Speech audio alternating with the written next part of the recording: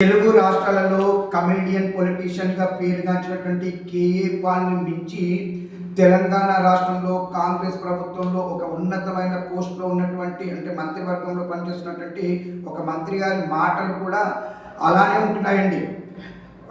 గత 2 సంవత్సరాల నుండి ఒకసారి గమనిస్తే ఆ మంత్రి గారు మాట్లాడుతున్నటువంటి మాటలు చాలా సందర్భాలలో నవ్వుల పాలవడమే కాకుండా అతను అసలు ఏం మాట్లాడుతున్నాడు, ఇంటి మాట్లాడుతున్నాడా లేక మాట్లాడుతున్నాడా అని చెప్పేసి ప్రజలలో సందేహం కలుగుతుంది.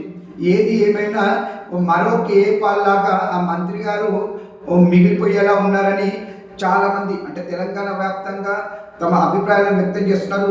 నాట్ ఓన్లీ తెలంగాణ అండి, ఆంధ్రప్రదేశ్లో కూడా చాలామంది అదే అభిప్రాయంతో ఉన్నారు.